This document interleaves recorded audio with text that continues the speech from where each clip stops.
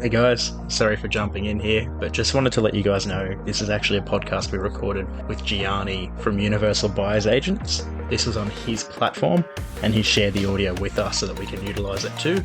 If you wanted to find out more about him, jump down below in the description and we'll have all of the links posted for you. Cheers and enjoy the app.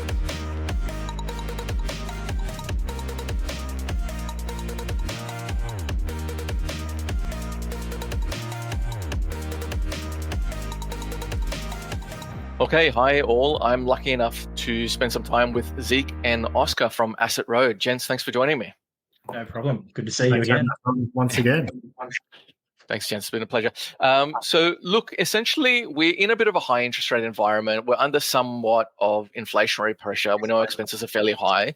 What are some of the tips and traps that we can sort of explain to people around investing in property in this sort of time in the economic cycle, I guess?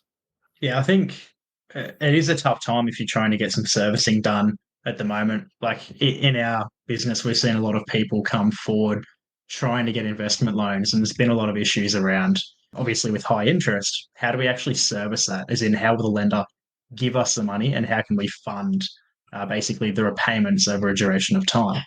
More important now than ever, firstly, is actually rental yield. We're finding that's really, really important in today's environment, like trying to figure out increasing that serviceability. That's something that we're trying to find. Like properties, people need to focus on properties with like at least a 5% rental yield in this market. Otherwise, your servicing will plummet. Oscar, anything to add on there or anything you want to throw in?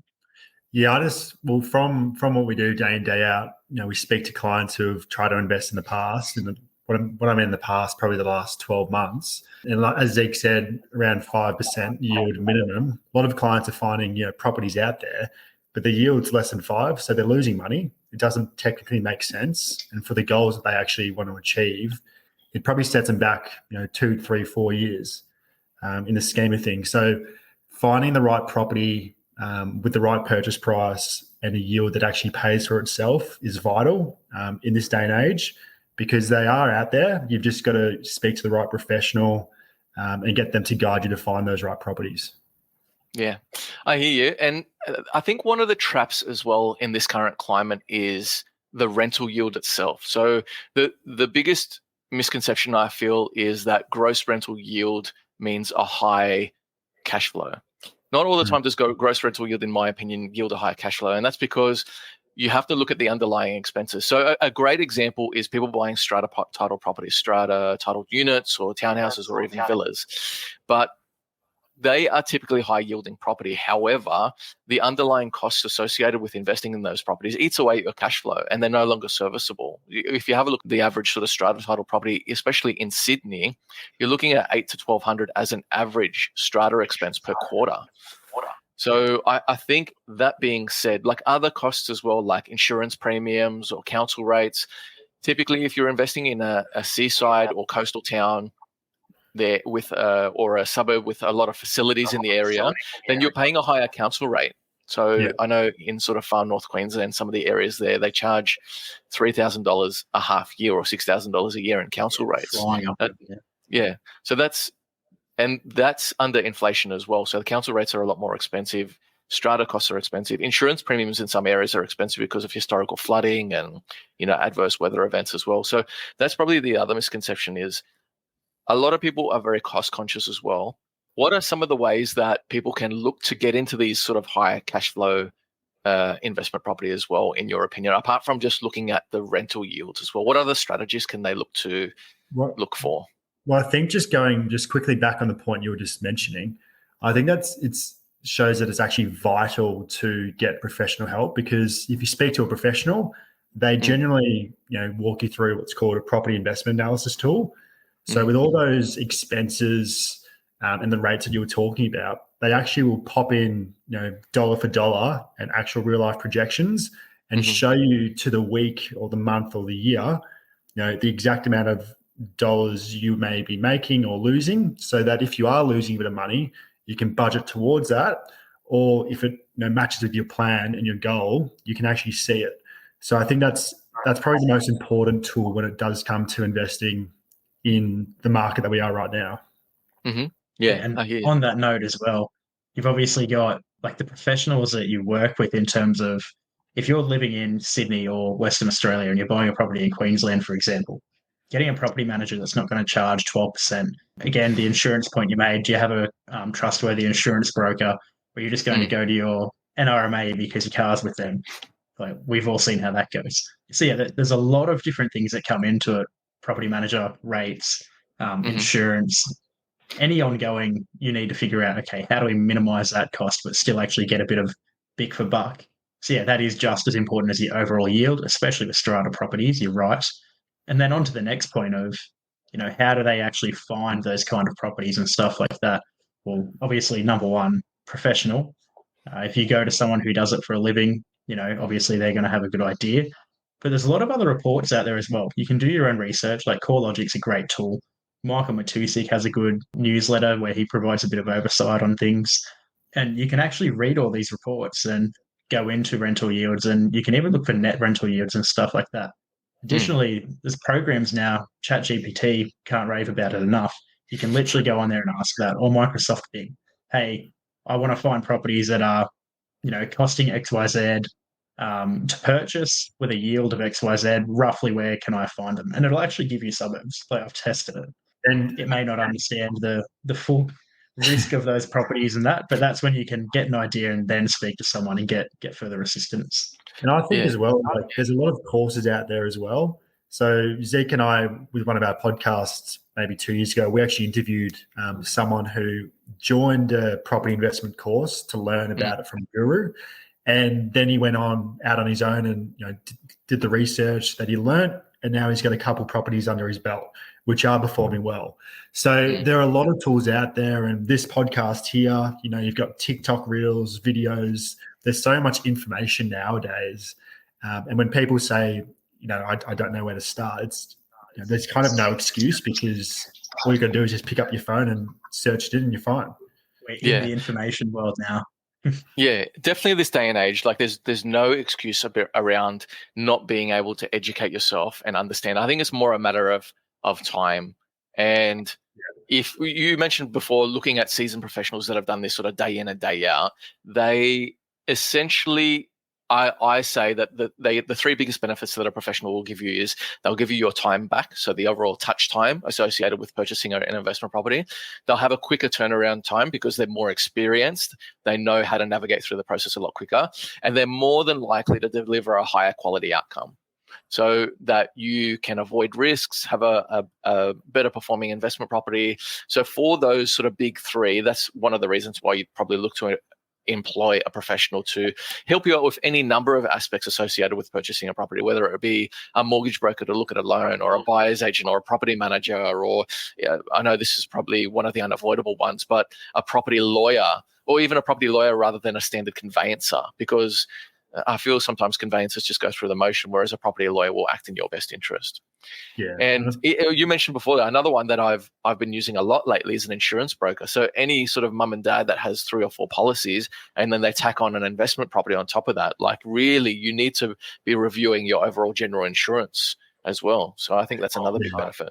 I think it's quite important as well because the majority of the clients we see day in, day out are extremely time poor professionals. So they work 9 to 5, get home at 6, look after the kids, have no time for themselves, go to bed. So I think if you are in that avenue and you are wanting to invest, it's really important to find a company that will actually not just find you the property and you're on your own, but a property who will help you with the lending, help you with the property, get a depreciation schedule for you, do some inspections of the home, get the conveyancer, as you mentioned, or the property lawyer, and actually do it all for you. Because if they just do one thing, majority of the time you're left without knowing, and it's just even more of a headache.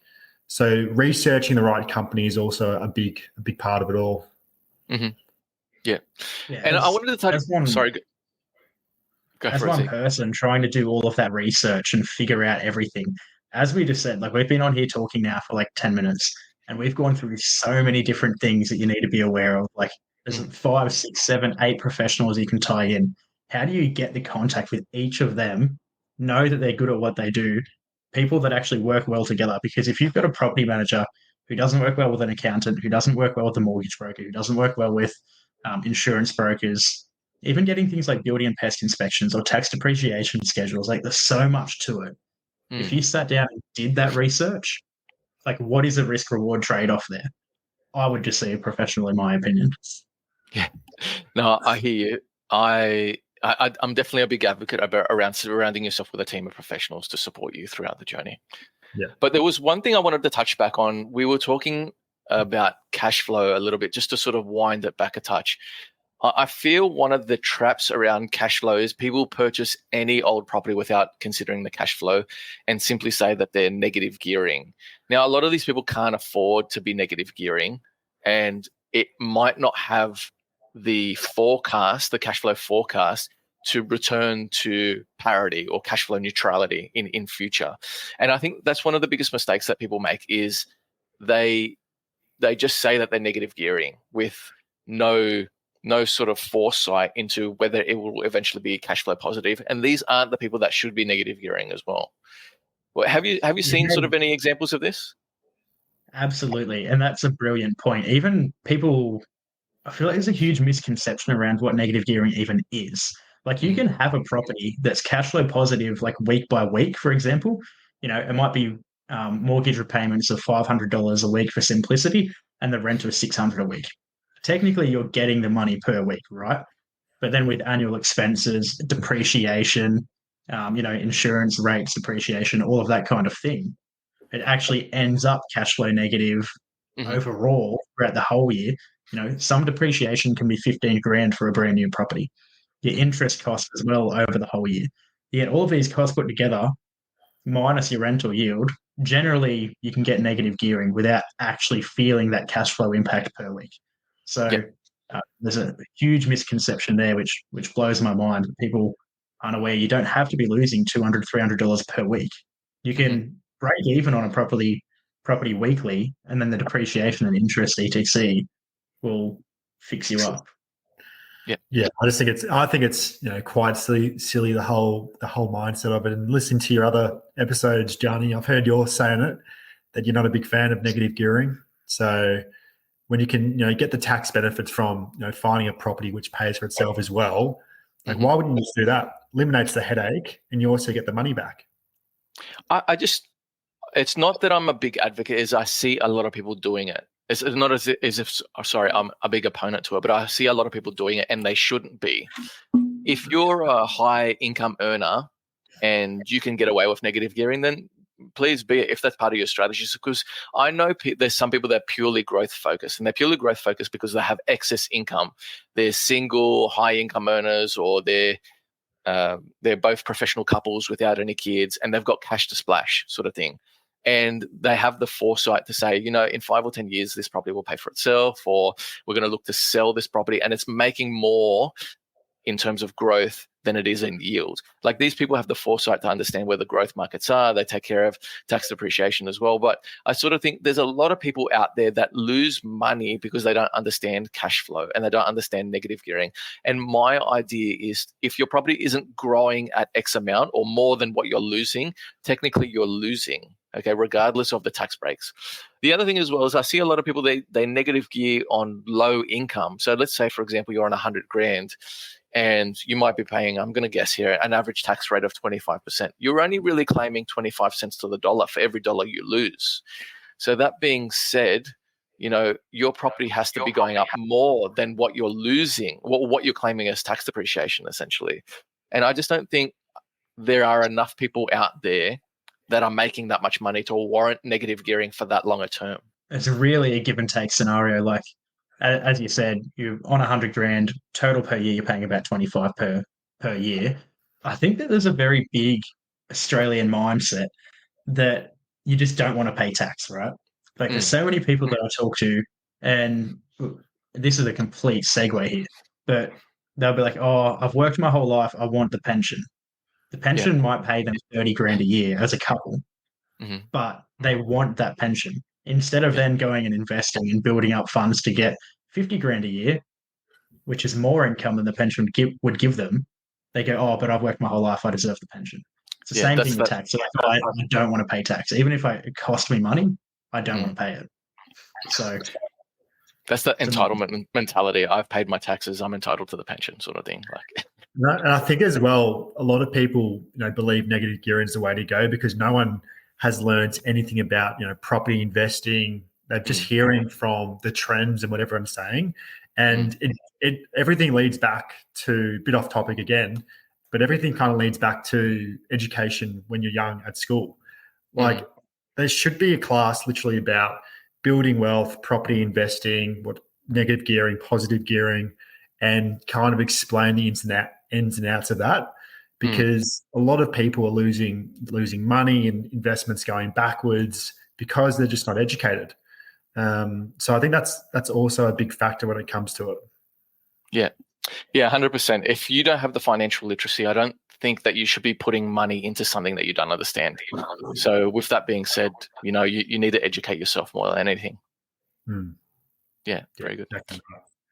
Gents, look, really appreciate your time. That's all that I really had to go through. If anybody wanted to get in touch with you to discuss investing more, how's the best way to go about doing that?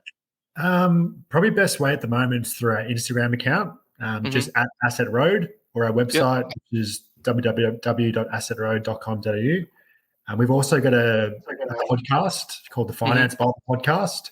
That just all in and outs kind of simplify finance world. So that's on Spotify and Instagram as well. So probably best bet to reach out to us on one of those platforms. All right, everybody, you heard it. Reach out at Asset Road on Instagram or the Finance Bible on Spotify. Oscar, Zeke, thank you very much for your time. Thank you once again. Gianni, always a pleasure. Guys, as always, if you've liked the podcast, please give us a review, jump on that 5-star wagon, share it around with your mates, and just give it the big odd tick.